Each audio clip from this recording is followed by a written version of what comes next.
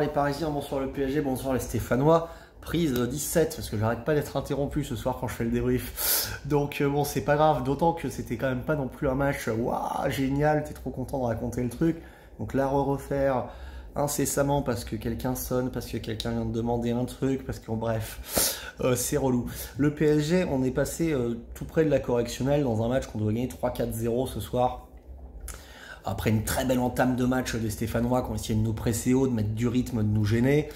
Mais comme ils n'ont pas vraiment beaucoup de talent, on n'a pas tant souffert que ça. Assez vite, en contre, on s'est mis à l'abri par Dembélé qui, enfin, une action d'un ailier de classe mondiale, percute sur son pied gauche avec de la vitesse, rentre dans la surface, frappe sur le côté fermé du gardien, aura du poteau, 1-0, 13e minute, et boum, t'as éteint les Stéphanois. Qui avait fait, donc, comme je le disais, une belle entame de match et avait mis en difficulté Nuno Mendes et Lucas Hernandez, qui titulaire revenait de blessure pour la première fois titulaire en championnat et a souffert dans ce premier quart d'heure des fautes de placement. Tous les deux, Nuno et Lucas, c'était pas ouf. Et c'était important que Lucas revienne un peu à jouer parce que dans la défense type du PSG pour les gros matchs, pour moi, il faudrait que Lucas Hernandez soit arrière gauche avec Pacho, Marquinhos et Hakimi. C'est ça la défense pour moi type parce que Nuno l'apporte beaucoup en vitesse, en contre, quand tu as besoin d'essayer d'aller trouver des actions offensives, mais défensivement, il est quand même un peu léger, comme ce premier quart d'heure nous l'a montré.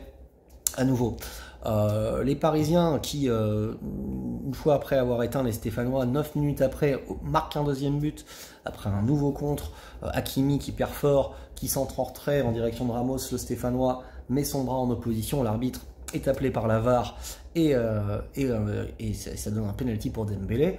Ça fait 2-0, Dembélé nous le tire comme ces derniers temps, c'est-à-dire qu'il part comme s'il avait tiré pied gauche, il fait ses petits passes chassés, il se remet sur son pied droit, il met de la vitesse, il frappe côté gauche, comme en Coupe de France.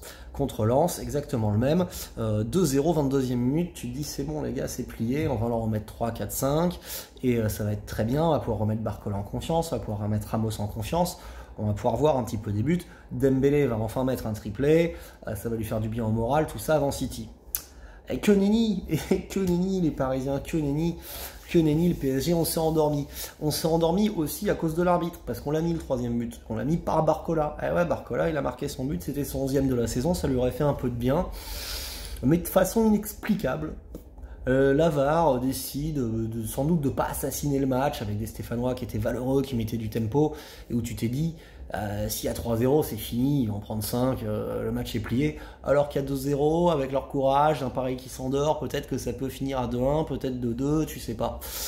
T'as l'impression que c'est ce qui se sont dit, parce que à quelle heure tu refuses ce but-là?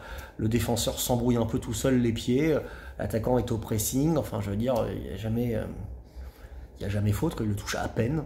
Franchement, même les commentaires qui pourtant, tu vois, aiment bien toujours un peu favoriser le petit, étaient sur les fesses comme nous tous. Donc ce match qui était à 3-0 et qui aurait été terminé, bah l'a pas été, t'étais à 2-0 seulement à la mi-temps. Et après ça, le PSG s'est endormi. Alors, dans cette première mi-temps, on avait donc vu Gigio dans les buts, Beraldo à droite, Lucas Hernandez axe gauche, Nuno Mendes, Hakimi, et devant eux, Fabien Ruiz pointe basse avec Lee enfin pointe haute et Mayulu pointe haute à gauche. Lee qui, dans ce poste-là, confirme que c'est un poste pour lui. C'est intéressant parce que quand les autres montent ou dédoublent, il peut les remplacer les uns ou les autres, il peut revenir sur son pied gauche, il peut se faire des belles transversales, il peut permuter, il peut trouver des frappes, et clairement, ça apporte quelque chose. Après, Lee étant un joueur moyennasse, bon, bah, après, à part une ou deux frappes à peu près correctes, après ça s'envole, après ça trouve pas tellement d'inspiration, ça reste pas génial, mais je pense que dans la rotation, il vaut mieux le voir là que sur l'aile, ça me paraît clair. Fabien Ruiz a contrôlé, il a fait quelques interceptions, il a été pas mal, mais c'est surtout Mayulu qui a été très bon au milieu de terrain dans cette première mi-temps où il s'est passé l'essentiel de l'intérêt de ce match. Mayulu qui a fait beaucoup de percussions, qui a réussi à se projeter dans la surface adverse, à tenter sa chance. Bon, peut-être qu'il doit mettre en retrait un moment pour Ramos, tout ça, quelques mauvais choix, mais c'est intéressant et il s'affirme comme un joueur de rotation pour la Ligue 1, tout à fait suffisant dans ce milieu de terrain-là. Derrière les titulaires, il est juste après le 4e, le 5e, c'est Mayulu. peut-être même devant Lee dans cette rotation au milieu de terrain. Il a clairement marqué des points. Ce qu'a pas fait Barcola sur son aile gauche, ni Ramos sur l'axe, parce que Ramos n'a pas su être trouvé, coupé, et les une ou deux fois où il a été, au tout début du match, avant l'ouverture du score, il écrase une frappe qui est mise en retrait, un numéro 9, tu dois la marquer mon coco, celle-là. Tu ne dois pas laisser une seule balle qui traîne dans la surface, frappe sous la barre, ça va être puissant, ça va être énergique, ça va être un truc de goléador, et ça tu l'as pas fait. Et Barcola qui a continué à pas passer grand monde, beaucoup de déchets dans ses dribbles, ça passe plus Barcola, c'est pas bon. C'est vrai que le recrutement fera sans doute du bien dans la rotation, pour pouvoir mettre peut-être aussi Barcola de temps en temps entrant à droite, parce qu'on a vu qu'en deuxième mi-temps, quand Doué est rentré, il n'a pas été non plus très inspiré. Donc ce PSG qui était parti pour dérouler en deuxième, nous a fait une deuxième mi-temps moyennasse, en retrouvant un Dembélé assassin qui 3-4 fois, incapable de marquer son triplé, tire n'importe comment dans la surface, recommence à être ce joueur qui tire au-dessus. Voilà. Finalement, tu fais sortir à la 60e minute, tu te dis, bon, il y a 2-0, on va faire sortir Ramos et Barcola, pour faire rentrer Doué je sais plus, tiens, je suis fatigué les mecs, j'ai été malade toute la semaine, vous m'excuserez, et au moment où tu fais ce double changement là, tu as un coup franc pour Davatishvili, là, le géorgien stéphanois, coup franc plein axe, c'est jamais, c'est toujours un peu dangereux parce qu'on peut tirer côté gauche, côté droit, mais enfin là, tu as Donnarumma qui te place un mur de 4. Le coup franc n'est pas très puissant. Il contourne bien le mur. Et Donnarumma, elle est pas au ras de ton poteau, quoi. Comment tu le prends, ce but-là, Gigio? Comment tu le prends encore, ce but-là? Ouais. Donc, voilà, tout ça pour vous dire que ce PSG n'a pas du tout été rassurant à 10 jours de City. On a marqué au début, on a pris le match un peu à la légère. On a fini par se mettre à l'aise en fin de première mi-temps en gérant tranquillement. On a peut-être cru que ça allait être trop facile en deuxième.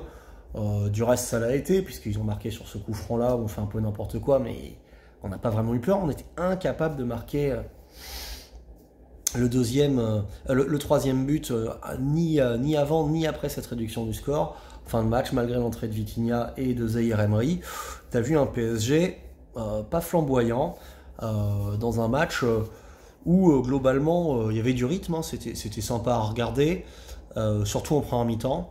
Moi en deuxième mi-temps j'ai quand même un peu failli m'endormir parce que ces matchs-là où en fait t'as l'impression qu'on joue pas vraiment sérieusement parce que dès qu'on frappe on la met n'importe où.